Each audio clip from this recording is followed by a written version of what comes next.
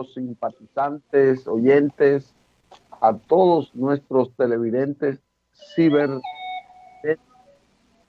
Gracias a Dios estamos con ustedes en otro programa, como siempre, aireando los temas de actualidad con estos dos jurisconsultos, estos dos portentosos comunicadores, Gregory Caimares y don Isidro Toro. Estamos siempre aquí para compartir con ustedes estos temas. Buenos días, Gregory. Buenos días, don Isidro. Buenos días, Licho. Buenos días, Isidro. Pues buenos días, señoras y señores. Un día como hoy nació alguien que ustedes nunca han visto, nunca fueron a verlo. Marichal. No. Juan Antonio Marichal. ¿Ah? Esa gloria del béisbol dominicano y latinoamericano. Oye, que se retiró a destiempo. Sí. Sí, tenía ya 20. Cuando se retiró debió tener como 24 años jugando. 23. Una efectividad de por vida de 1.87. ¿Tú sabes lo que es eso? Que le hayan hecho menos de 2 carreras por cada 9 innings. Eso es un... Y pichó más juegos completos que las victorias que tuvo. 243. Sí. Obtuvo y lanzó 244 juegos completos. El más alto de Latinoamérica, ahora superado solo por Bartolo Colón y por Denis Martínez, nicaragüense. Pero él tuvo ese récord por más de 30 años en las grandes ligas. Pichó en los Dodgers de Los Ángeles.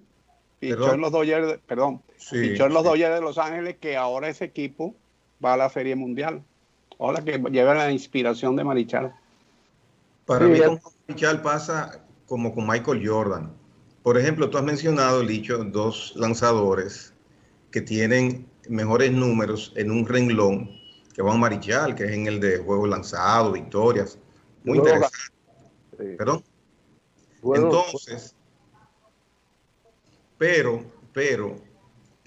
como beisbolistas, como pitcher dentro del béisbol, pocos son los lanzadores a todo lo largo de la historia que tienen la gloria, el prestigio y el carisma de Juan Marichal. Por eso digo que se parece al caso de Michael Jordan.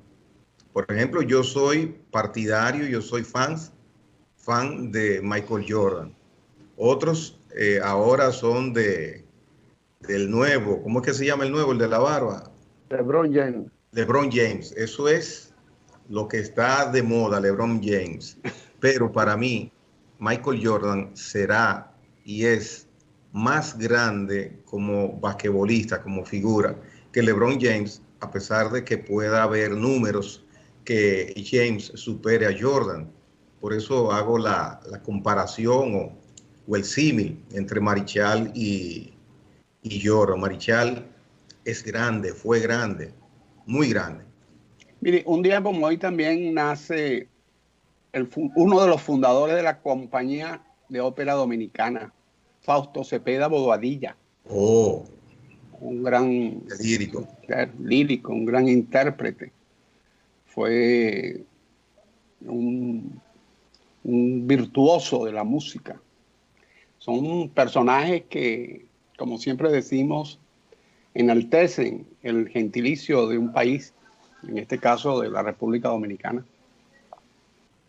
Muy cierto, muy cierto. Hoy también se cumple años, don Isidro, sí, del Bogotazo. ¿Recuerda el Bogotazo? Sí, sí, claro. Cuando matan a Gaitán, asesinan a Gaitán. Ya usted estaba nacido cuando eso. Sí, no, yo estuve allá. Yo estuve allá y corrí mucho. Mucho. Pues cumple hoy años ese acontecimiento que fue trágico para la democracia colombiana. Fue un intento de frenar una victoria que se veía inminente, y no solo eso, sino que eso lanzó al pueblo a las calles. Y fue realmente histórico por eso, por las consecuencias que acarreó. Sí, esa es la tragedia de Latinoamérica. Tú ves otros países que tienen una larga historia, como los casos de Europa, o los propios Estados Unidos, que tienen una historia parecida a la nuestra, de 500 años, y no tienen los cambios abruptos que tenemos nosotros los latinoamericanos. Los latinoamericanos damos un paso adelante y dos atrás. El Bogotazo fue 3 pasos hacia atrás dentro de un devenir institucional que se debía haber permitido que siguiera, como fue el golpe que le dieron al profesor Bosch aquí, y así sucesivamente. En cada país de Latinoamérica tiene una página no idéntica, porque cada quien tiene su realidad, pero son eso que está, no sé si en la sangre, en la leche o en la placenta de los latinoamericanos, que no queremos tener un desarrollo armónico, tranquilo, viendo un norte y corrigiendo el camino en el devenir del tiempo, sino que no nos gusta algo y ¡pum!, interrumpimos la cosa si tenemos la fuerza. Fortunadamente este siglo XXI como que está tomando las cosas con más calma, ¿no? No es que no queremos, es que tiene obstáculos. El desarrollo de los pueblos tiene obstáculos. Entonces eso no es fácil. Tiene que ser sobre la base de vencer esos obstáculos, porque recuérdense que el proceso político es de contradicciones, de confrontación de intereses, y el interés que en un momento coyuntural esté sobrepuesto frente al otro, evidentemente que va a intentar detenerlo. Eso pasa en todas las situaciones del mundo. ¿Cómo pasa? ¿Sí? Pero no intentar detenerlo por la fuerza. Eso ocurría en España. La guerra civil española fue la última batalla de la guerra entre los carlistas y los liberales españoles, que comenzó en 1812, con la Constitución de 1812, comenzó una crisis en España que dio 2 guerras civiles intermedias, la primera guerra carlista, la segunda guerra carlista, y luego la guerra civil española, que quizás es un atrevimiento mío, porque yo no soy historiador, pero yo creo que fue la última gran batalla de las guerras carlistas contra los liberales españoles. Bueno.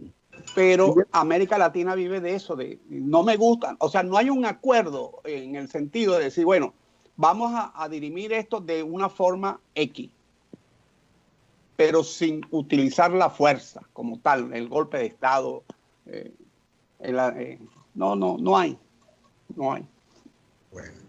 Volviendo al mundo internacional, ayer se dio la victoria otra vez del MAS, Movimiento hacia el Socialismo, de Evo Morales, un proceso electoral en el que Evo tiene una participación preponderante desde el exilio por ser el líder de ese movimiento.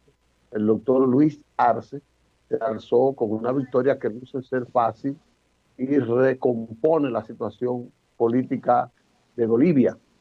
Bolivia había dado por eso mismo, por el obstáculo que tienen los pueblos en la decisión de echar hacia adelante sus proyectos. Es evidente que Evo hizo una revolución de Bolivia, porque una minoría empresarial del capital, de los extranjerizantes, fue así por el origen. Había gobernado el país durante siglos y llegó Evo con un liderazgo fundamentado en la equidad y en el adelanto de sus nativos, de su raza, los indígenas. Y evidentemente que Evo implantó programas sociales que fueron vitales para un crecimiento en la calidad de vida de los bolivianos. En términos del analfabetismo, siempre cualquier gobierno adelante el nivel educativo de su pueblo, ya con eso hace quizás su mejor aporte como gobernante. Evo tuvo esa visión de empoderar a su pueblo, sobre todo a su raza, que es la mayoría, pero que siempre estaba marginada, discriminada, golpeada y avasallada. Y él le dieron un golpe de Estado por quizás una decisión suya de quererse perpetuar personalmente en el poder, y eso pues dio pie a que alguien quisiera tener razón y lo derrocó. Pero él volvió, insistió, y aquí está nueva vez un miembro de su partido que no es tan nativo como él, pero esperemos a ver. Ojalá que no le pase como le pasó a Correa, que llevó uno y al otro día era su peor enemigo, como le pasó a Gaviria en Colombia, que terminó siendo política, personal y hasta familiarmente enemigo de quien lo llevó a él, de su predecesor. Son dos buenos ejemplos esos. Seguro. Y ojalá. El hecho de lo de Evo, yo estoy de acuerdo 150% con ustedes, don Licho. Qué bueno. El tema de Evo fue que no solamente desconoció un referéndum que le prohibía, porque esos mismos indígenas, buena parte de esos indígenas que votaron por el MAS, votaron en el referéndum para que él no se reeligiera. Buscó los vericuetos de un Tribunal Supremo de Justicia que evidentemente lo tenía cooptado, cosa que criticamos en nuestros países, y a él no se lo criticamos. Él podía capturar y tener como títeres al Tribunal Supremo de Justicia, y eso está bien. Cuando se hace eso aquí, está muy mal. Pero aparte de eso, cuando fue a las elecciones, todo apuntaba que iba a perder las elecciones. Porque en el MAS existía un ambiente de que el candidato tenía que ser su vicepresidente. El que era vicepresidente en ese momento tenía que ser el candidato. Y él se emperró en una dinastía absoluta de él, el dueño absoluto. Y por eso sucedió lo que sucede. Eso es una forma. Ahí hubo doble golpe de Estado. El que le dio Evo a la institucionalidad y la que le dio la institucionalidad a Evo. Sí, se resume en eso que ustedes mencionan, en la intención desproporcionada de perpetuarse en el poder por parte de Evo Morales, con tantos méritos y lamentablemente ese síndrome de continuidad que es muy común en los gobernantes en países que no están debidamente institucionalizados, pues fue lo que le llevó a estar inclusive fuera del país, aunque ya se supone que tiene un pie en el avión, metafóricamente hablando, para retornar a Bolivia con el nuevo gobierno. Pasando aquí, perdón. No, que tiene que esperar todavía eso. Antes de que pasemos aquí, Gregorio, no sé si vamos a hablar del COVID, porque no quiero pasar por alto la situación de Estados Unidos y la decisión de Donald Trump ayer de despedir, de ultrajar a uno de los científicos más notables que tiene el mundo en la... No me digas que canceló a Fauci. No solamente que lo canceló, sino que lo humilló. Lo acusó de ser el culpable de los 200,000 y tantos fallecidos. Y dice Trump que si se hubiera llevado de él, en Estados Unidos hubiesen millones de fallecidos. Que ese Fauci es un desastre y que su equipo lo ha llevado por el peor de los caminos y ha llevado a Estados Unidos por eso. Realmente fue, o sea, hay que tener muy poco criterio de lo que es un científico y lo que es un trabajo, con todas esas cosas que dijo Trump del doctor Fauci, que es Anthony Fauci, que es la más elevada lumbrera que hay. Me entero ahora de eso, pero evidentemente es una jugada política.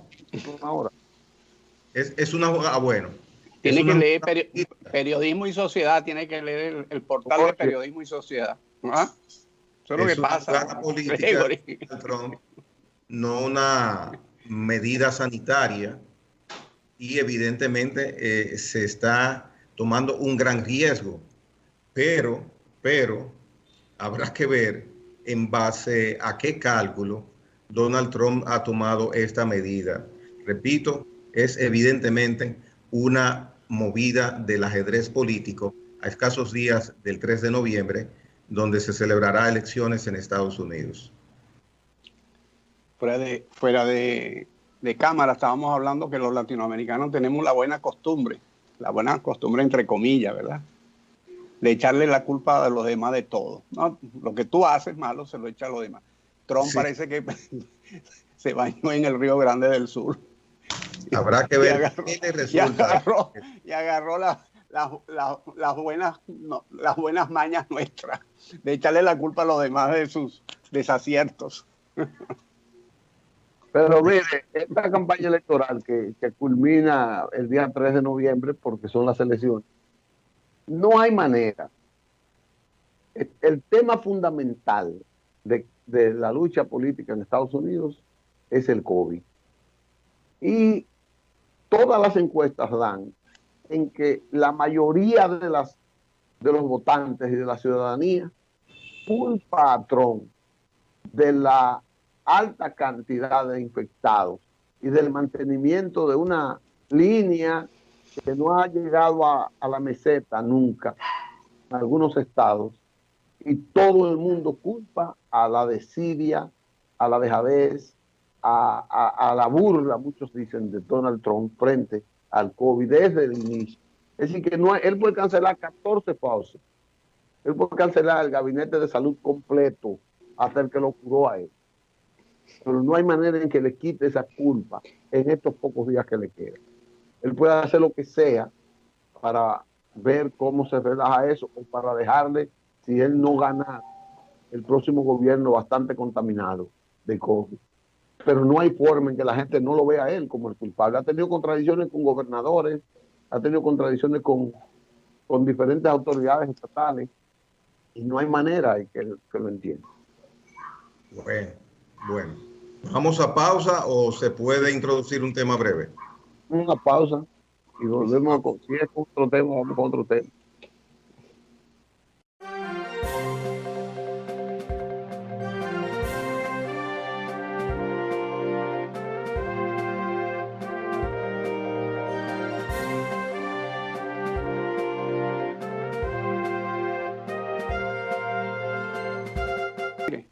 Ok.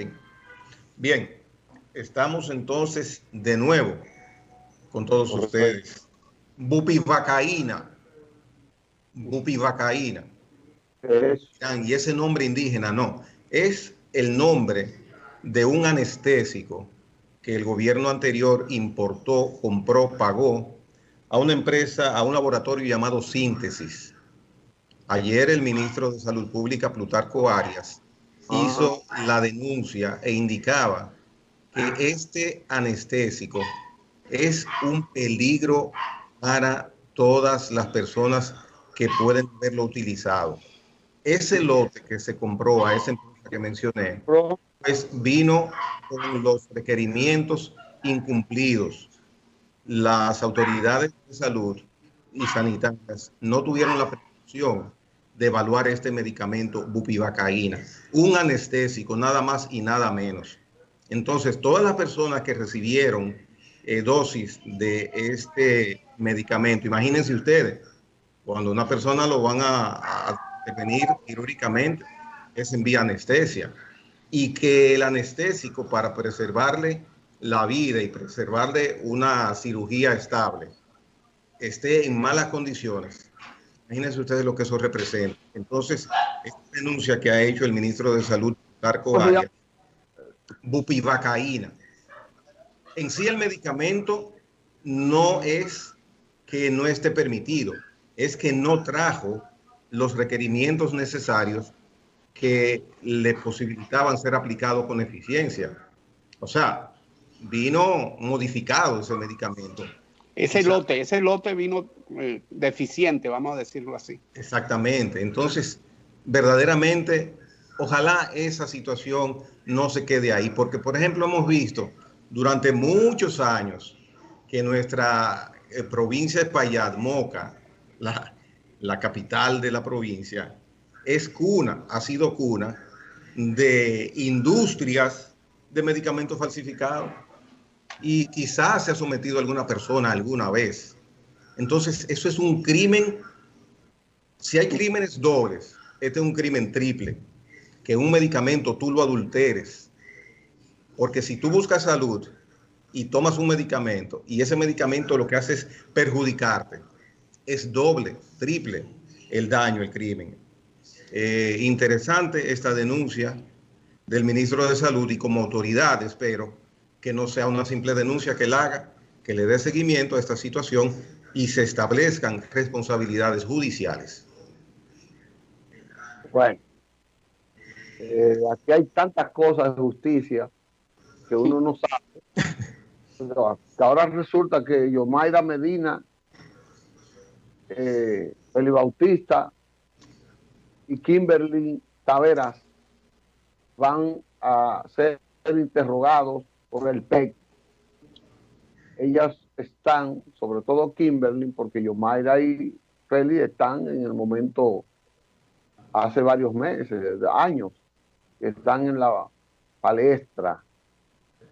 Pero resulta que ahora le ha, como dicen en el campo, le ha cogido con eso al Ministerio Público que ha nombrado el presidente Luis Abinader de investigar las declaraciones juradas de los funcionarios para poderla medir. Al final, dice uno de ellos, hay que saber del origen de ahora.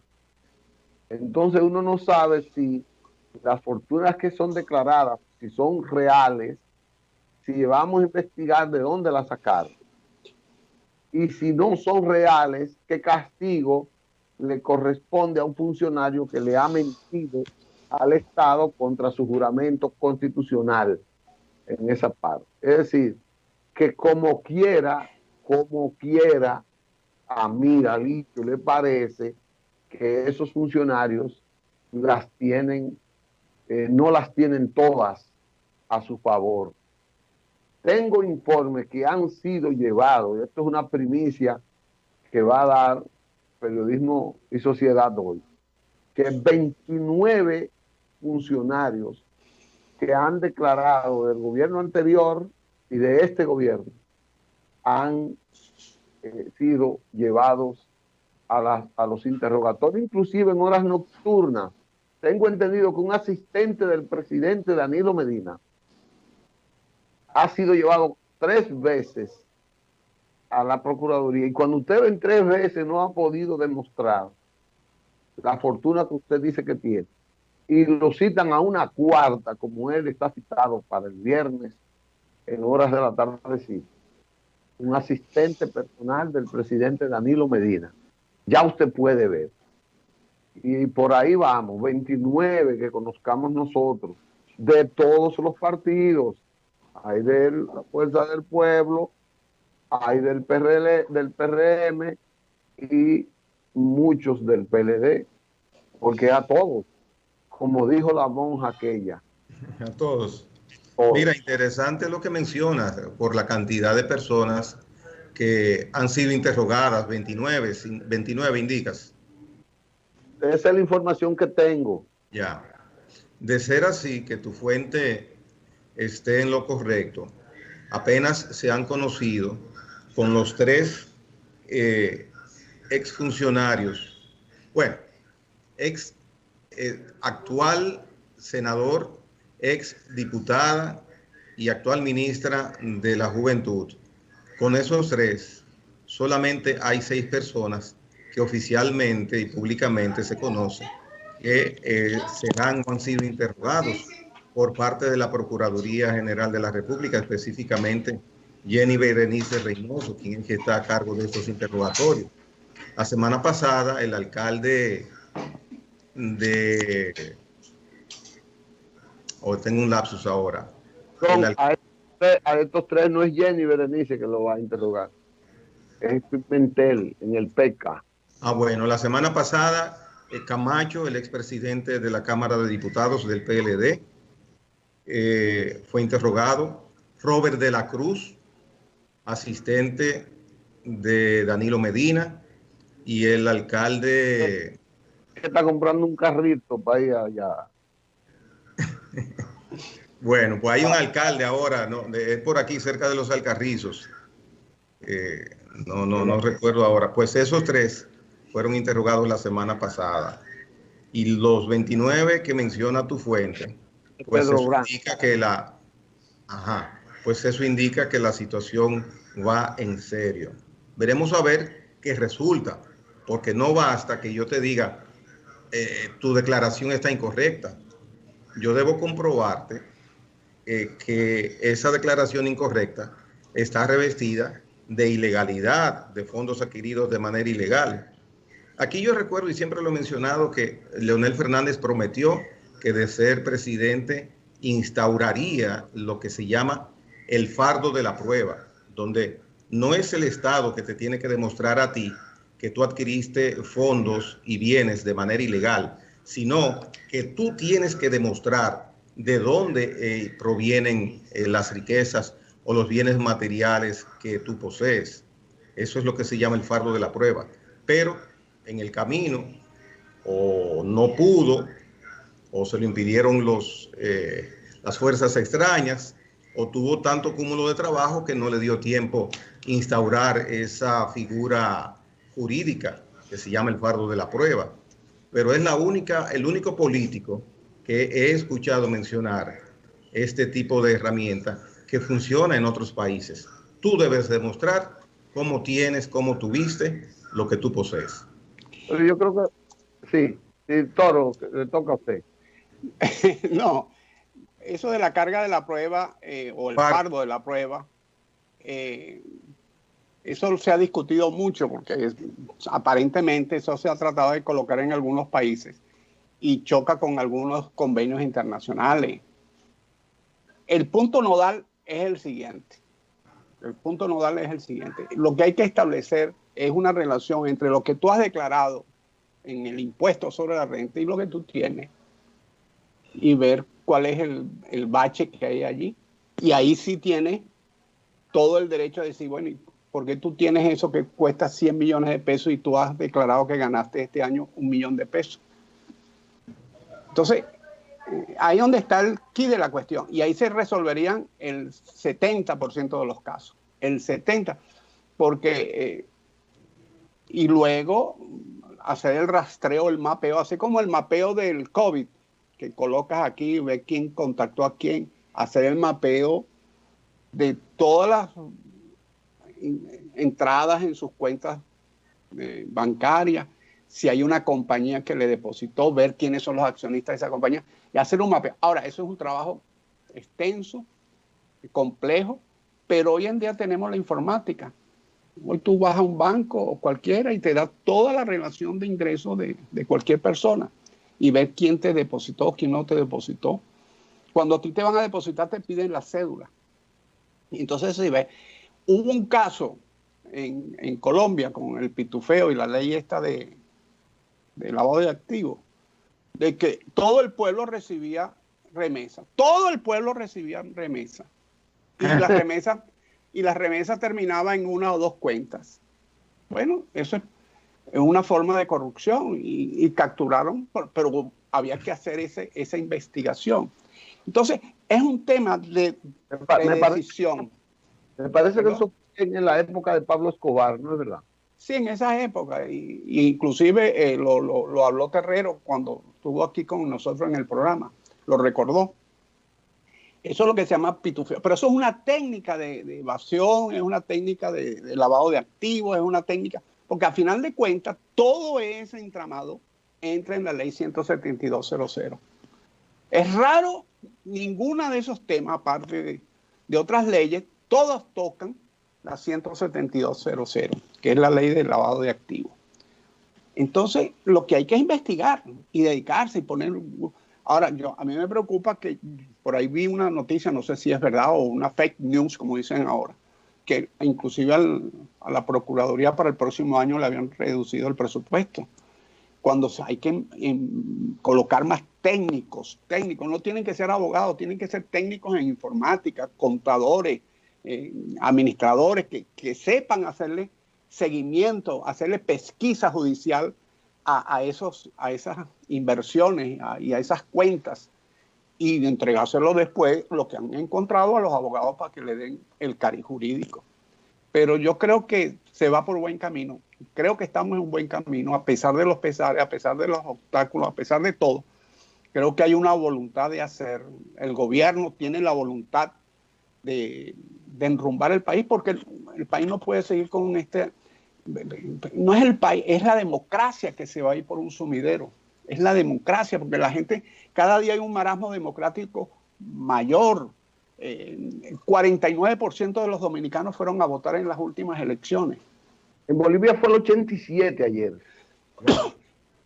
En Bolivia fue... Con todo y con... Claro, sí. Y entonces... Ahora, habría que ver, Isidro, qué capacidad tiene el gobierno de hacer, de investigar, de instrumentar correctamente un expediente judicial. Igual la Cámara de Cuentas. Cuando a la Cámara de Cuentas le toque, que la van a sustituir porque ya vence el plazo que tienen los actuales jueces, habrá que ver qué puede en el tiempo hacer ese organismo.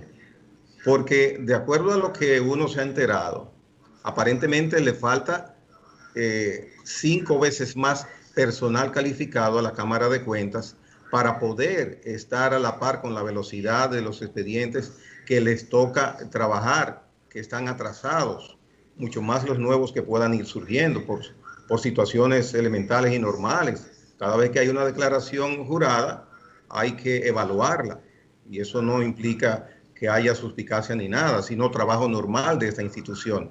Entonces, la Procuraduría, ¿cuántos ayudantes fiscales le están faltando a la Procuraduría General de la República? Decenas y decenas le están faltando para poder atender los casos que se le presentan. No solo de esto que estamos hablando, que es de interés general y nacional, de situaciones que tienen que ver con funcionarios actuales y pasados, sino con los casos normales de índole privado que le toca atender a la Procuraduría, claro, las litis entre partes. Entonces, habría que ver qué se va a quedar sin tocar por razones de tiempo y de capacidad que no pueda dar abasto el organismo judicial por no contar ni con los recursos ni con el personal necesario. Pero no importa. Si con lo que tú tienes, si tú tienes 100 casos, en el país hay 100 casos y lograste echar para adelante 30, 40, 50 casos, es mejor que cero. No, por bueno, otro lado, no, Isidro, no. O sea, todavía, Isidro. Perdón, pero es que si físicamente no puede, nadie está obligado a lo imposible. Si tú tienes a un investigador y tienes 10 casos llevando adelante, 10 casos, no puede llevar 11 porque ya no le da la cabeza, no le da el tiempo, no le da. Entonces, lo importante en esto es sacar la mayor cantidad de casos posible.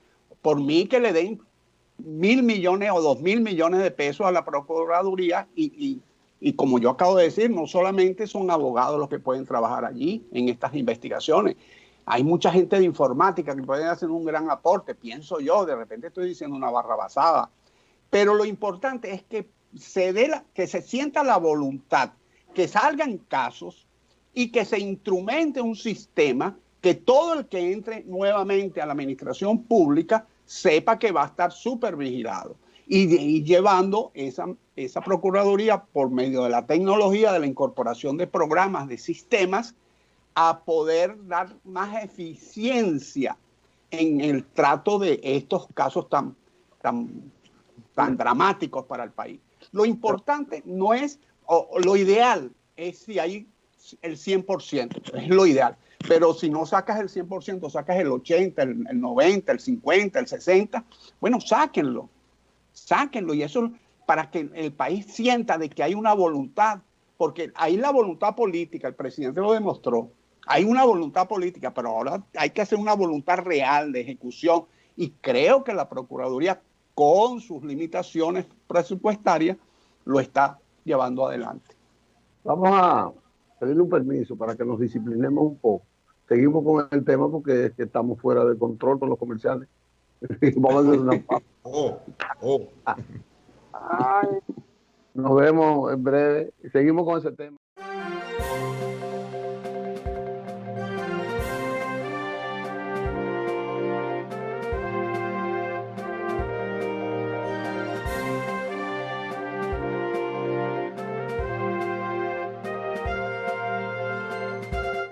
Casos de corrupción, a mí me gustaría que el PETCA se colocara en esto. Se lo voy a leer en 30 segundos.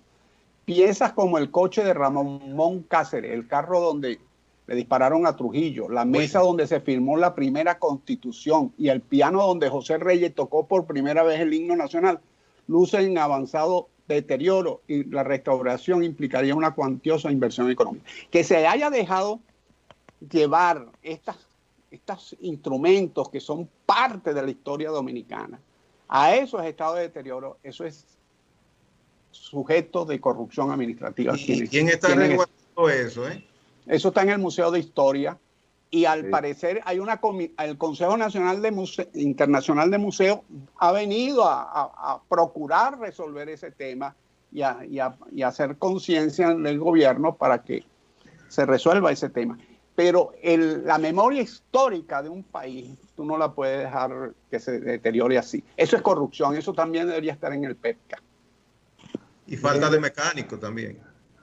También falta de mecánico. Mire, no creo que sea tan así de falta de mecánico. No, realmente ustedes están la corrupción. Yo les decía que una gran irresponsabilidad de los administradores de ese museo. Claro. No, criterio histórico, poco criterio histórico, poco interés, mil cosas. Ojalá que cambien, pero lo quieren dejar los mismos. El que está en el Museo de Historia es un hombre muy capaz, un señor muy mayor, creo que se llama Cristian Martínez. Entonces, pero los jóvenes tampoco, uno no sabe qué es lo interesante para la juventud de hoy. Si es la historia, si es la ética, si es el enriquecimiento. Yo no sé lo que es interesante. Para la juventud quiere un cambio, obtuvo un cambio y quiere participar activamente en la política. Y quiere participar activamente en que lo que está no le gusta y venga lo que venga en esa parte. Con la corrupción, yo les reitero. Ayer me enteré de un amigo que voy a investigar, porque la persona que me informó de los 29 investigados, me habló que hay un amigo que era muy dinámico en el gobierno de Leonel Fernández y de Danilo Medina, como lobista, como que se encargaba mucho del cobro. Por ejemplo, si a ti te debían 50 millones, él asumía esa deuda y entonces él te daba 30 o 25 y él daba presidentazos. Dije que no, porque hay que darle al presidente tanto, que hay que darle al ministro tanto. Entonces, pero resulta que anoche me dijeron que estaba preso en Colombia. ¿Y por qué tiene que estar preso en Colombia si él tenía su pasaporte y si tenía su visa y cosas? Entonces me dicen, sí, jugó fresco. Bueno. ¿Qué fue? Es que la denuncia fue muy fuerte. Entonces, el accidente automovilístico. Entonces, ¿por qué está preso? Yo voy a indagar eso, porque ese sí es verdad. Yo tenía una oficina en 3 hoteles para reunirse con todos, ¿cómo le llaman a los que le deben? Todas las personas que le debían grandes sumas de dinero. Y todos los pacientes, a sus pacientes, ni eran sus pacientes. Por eso se suicidó un arquitecto en la UISOE, porque le estaban lo que le tocaba de ganar más.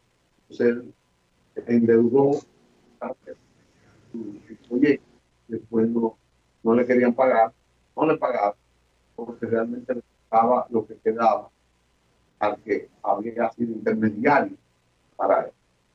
Entonces, mira, ahora que tú mencionas OISOE, parece que va a tomar mucho tiempo la disolución, la eliminación de esta oficina constructora del Estado, porque el presidente Abinader lo anunció, pero continúa funcionando. Se entiende que hay muchos expedientes pendientes de pago, de ubicaciones, de obras que tiene a cargo esa institución y que no es fácil desmontarla de hoy para mañana, pero parece que va a tomar mucho tiempo el desmantelamiento, en el mejor sentido de la palabra, de la OISOE. La OISOE ya está en camino de su destrucción, de su incorporación, de su liquidación. Supongo que después de la desaparición, o bueno, en la práctica desde ya, la hegemonía de las construcciones vuelve al Ministerio de Obras Públicas y Comunicaciones. Porque, por ejemplo, Balaguer tenía bienes nacionales construyendo, la supervisora construyendo, la fiscalizadora construyendo, obras públicas construyendo, el INVI construyendo, hasta el INAVI construía, y luego surge la OISOE, que no fue en los gobiernos de Balaguer, si no me equivoco. Que no, que se construyó. La OISOE que surgió. Seguro, la OISOE la construyó Balaguer para dársela a sus ingenieros, a Bebicito Martínez, tú no te recuerdas. Y bueno, pues entonces ya van 6 instituciones que construían en obras públicas en los gobiernos del doctor Balaguer. Que estaba bien, que estaba bueno, pero era una disgregación. Ahora, en la actualidad, reitero, la hegemonía la tendrá y desde ya la tiene el Ministerio de Obras Públicas. Déjame decirte que en el gobierno que este país se dejó meter de que como corrupto en este país en la década del 80, que fue el de Salvador Jorge Blanco, que con una campaña mediática le hicieron creer que sí, que era un gobierno corrupto. El director de esa oficina, que era oficina supervisora de ingenieros, que estaba allá, se llama Idelbrando, creo que Gonzalo. Ese señor duró 15 o 20 años taseando en los Estados Unidos después de salir de esa oficina. Es señal de que trabajó decentemente. Que tú sepas, y ese señor tenía ahí en esa oficina lo mismo que tenían los otros. En ese gobierno, te pongo, y del Brando González se llamaba, para que tú sepas, taseando en Estados Unidos, más de 15 años. Después de haber sido director de esa oficina, de la oficina de supervisores de obras del Estado. ¡Wow! ¡Qué dato! Pero ese gobierno fue tildado por corrupto. Bueno, y hay 2 cosas que no se pueden ocultar, que es el bienestar económico y lo que peyorativamente le decimos prángana o estar en malaria. Esas 2 cosas no se pueden ocultar. Si usted está en mala, mire, se le nota por encima de la ropa. Y cuando le sobran los recursos, también se le nota de lejos. Lo cierto es que hay una ley, la 311-14, que tiene que ver con las declaraciones de estas declaraciones que están siendo investigadas en el PETCA, que dice que serán sancionados con prisión de 1 a 2 años y multa de 20 a 40 salarios mínimos los que falseen los datos en su declaración jurada. Wow. Wow.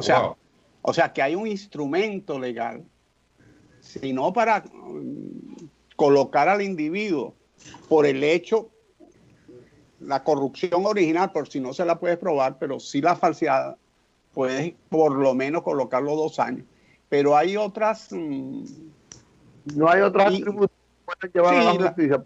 Porque si yo hablo mentira y escondo 200 millones y lo que voy a pagar son 40 salarios mínimos, que son, por ejemplo, 4 millones de pesos, 40, y los otros, ¿qué va a pasar? Bueno, está bien. La gente legal que le quite el dinero que se ha robado la gente. Eso es lo que eso es lo lógico, pero yo lo que estoy diciendo y estoy colocando sobre la mesa, no estoy diciendo que usted no tenga razón, usted siempre tiene la razón. Yo no le voy a quitar nunca la razón a usted, pero hay un hecho cierto, el hecho cierto es que está esa ley y que si tú no le puedes demostrar a una persona que es corrupto, pero le puede demostrar que falseó algún dato, amén de que al demostrar que falseó un dato, puedes hacerle un seguimiento a esa falsificación o a ese falseamiento o a esa mentira que has colocado allí. Aparte de eso, le puedes aplicar esta ley, que además lo inhabilita hasta por 10 años en el poder usufructuar algún cargo público. O sea, yo lo que quiero señalar es que hay instrumentos legales. En el país tiene instrumentos legales. Lo que falta quizás es un poco de dinero para que la Procuraduría, poco más de dinero, para que la Procuraduría pueda avanzar más. Sí. Señores, los aviones, hay muchos aviones que están viniendo del exterior llenos a capacidad. ¿Quién es responsable que estos aviones vengan con el distanciamiento físico de personas requerido? Las autoridades dominicanas, la línea aérea, el aeropuerto donde se embarcan, pero eso es un riesgo y están llegando llenos. El sábado llegó por Punta Cana un avión con 416 personas a bordo. Bueno, eso es pero le exigen en el país de origen la prueba de que se tomó en las últimas 24 horas o 48 horas la prueba del COVID. Sí, sí, obligado, tiene que tenerla. Y si por casualidad se le va a alguno o no lo colocan, ¿no? Cuando llega aquí lo aíslan y le hacen la prueba. Bueno, yo sí no quiero montarme en un avión por todos estos días. No, yo tampoco, pero quiero decir que en eso el gobierno ha sido diligente. Eso, al César lo que es del César, el gobierno ha sido diligente en eso. En el gobierno ayer. Dice, yo tampoco quiero, tú sabes que irme de aquí, pero tenemos que ir. Sí, bueno, que tengan buen día y mañana nos veremos. Con el favor de Dios, la Virgen y todos los santos. Que Dios los cuide y no se metan en la lista, no dejen que los metan en la lista, ni de Odebrecht nueva, ni de esa declaración jurada. Ni del COVID, ni en la lista del COVID tampoco. Mejor prefiere estar en el COVID. Ay. En ninguna lista. Trate de no ser el número 30 invitado.